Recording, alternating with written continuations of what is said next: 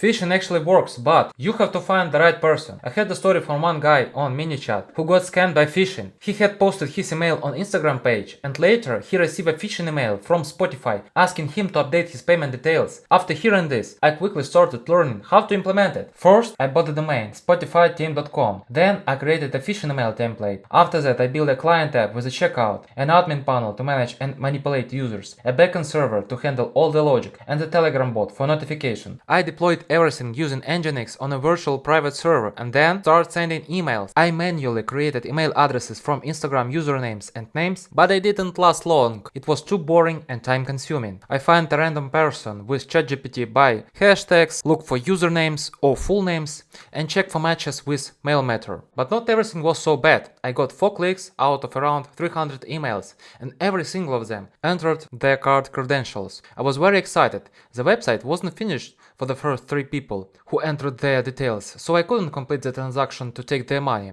I was only able to do that after finishing the WebSockets for the client, server, and admin panel. In the end, I managed to get one successful sale. Here you can see the bin numbers of the cards. And here's how the process works. Step 1. I create a victim's profile, pick one of 4 email templates and send the email. Step 2. The victims receive the email, open it, and sees a payment issue warning.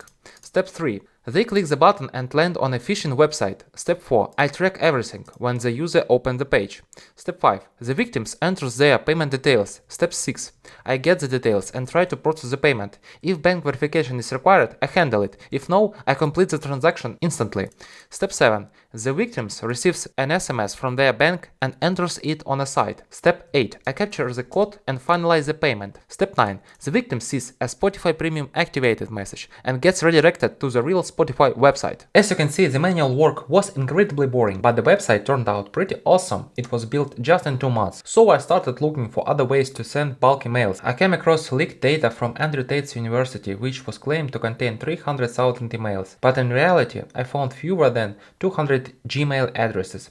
I didn't reach for other domains because I figured out they weren't as popular as I wanted to avoid getting blocked. After that, I found a Telegram channel named Combo List. There you can find up to 10 million email addresses, with the author regularly updating the list with new emails from locations like Spain, France, Australia, the USA, and more. And at that moment I thought, I found a gem. I thought I could easily send 10,000 emails daily, complete my transactions, and live happy life. So I started researching and came across G2, a website listing transactional email service providers. I started testing and got banned literally everywhere. AWS Simple Email Service requires chatting with supports, providing a website with terms and services, and sharing additional details about your domain and website. Since we were using a phishing domain like spotifyteam.com, we need a different one. I used musicworks.xyz and built a website with Framer, but then I realized I had to pay for the domain, around $5, so I rebuilt it using Wheat and Tailwind instead. I submitted my website, provided all the required information, and got rejected. No intention or investigation why, so I moved on testing other platforms. I tried Mailjet. At the first glance, I was able to send some emails from musicworks.xyz. Then I registered Spotify Team and sent a few emails. They landed in the inbox, so I decided to try a paid plan for $17. After that, I started my 10,000 email campaign. Things were downhill quickly. First, my account was suspended after I sent them, then put under review, then delayed, and finally, I received a message saying my account was shut down without any explanation. It was sad, so after that I started looking for another service.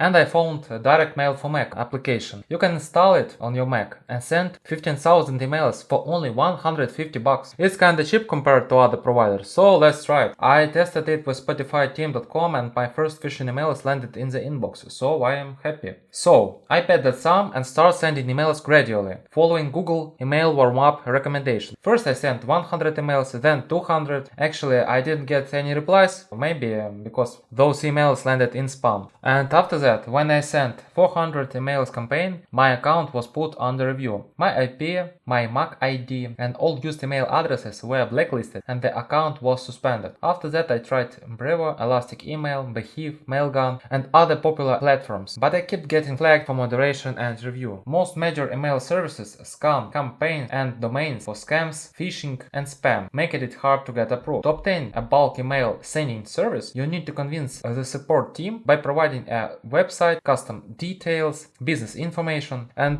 other required documentation. Another solution is to run your own SMTP server on VPS, but most VPS providers block port 25 to prevent spam abuse. So I set up my own SMTP server with postfix on Ubuntu machine, configured it, tested, and my emails landed in the inbox. But there is another problem. Sending bulk emails with postfix requires several things to be configured. First one, configuring email queues for efficient delivery. Second one, scaling setup for higher volume. And the third one, warming up the email and domain properly to avoid getting banned by Google. And that's where I stopped for now. Let me know your thoughts in the comments. Have you had a similar experience? Maybe we can collaborate. See you in the next videos. Subscribe.